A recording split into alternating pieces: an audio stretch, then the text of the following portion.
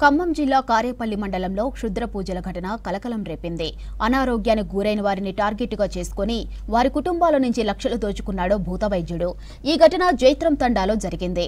ఇటీవల చారి, ఉమామహేశ్వరరావు కుటుంబాలకు పరిచయమైంది వజ్జయ్య ముఠా. తరువాత కుటుంబంలో అనారోగ్యానికి గురైన వారిని బాగు చేస్తామని చెప్పారు.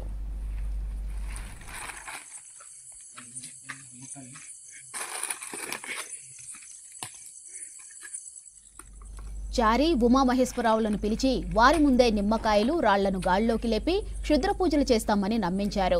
ఒక్కొక్కరికి దగ్గర 3 లక్షల రూపాయల వరకు వసూలు చేసి క్షుద్ర పూజలు చేశారు. డబ్బు తీసుకొని అక్కడి నుంచి పరారయ్యారు.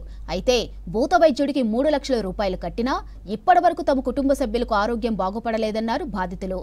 తాము మోసపోయామని, నిందితులపై చర్యలు తీసుకోవాలని డిమాండ్ చేశారు.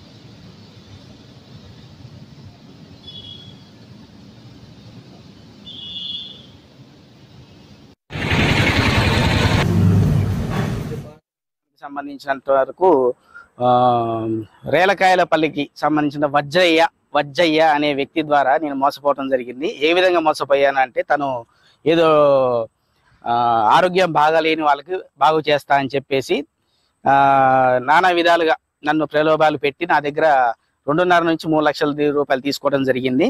ఆ రోజు నుంచి నా ఫోన్ లేకపోవడం జరుగుతుంది. తద్వారా ఆరోగ్యం బాగలేని వాళ్ళు కూడా కాలం చేయడం జరిగిపోయింది. నేను ఆర్థికంగా, మానసికంగా చాలా కుంగిపోయాను. ఇట్లాంటి వాళ్ళని సంఘపరమైన విద్రోహులుగా ఇటువంటి వారిపై చట్టపరమైన చర్యలు తీసుకోవాల్సిందిగా ప్రభుత్వాన్ని కోరుకుంటున్నాను. కారేపల్లి మండలం రేలకాయలపల్లి గ్రామానికి చెందిన వజ్జయ్య అనే వ్యక్తి ద్వారా నేను మోసపోయాను.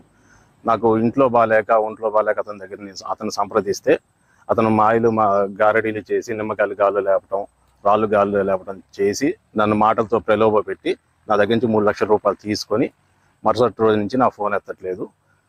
ఇట్లాంటి వాళ్ళని ప్రభుత్వం కఠినంగా శిక్షించాలని కోరు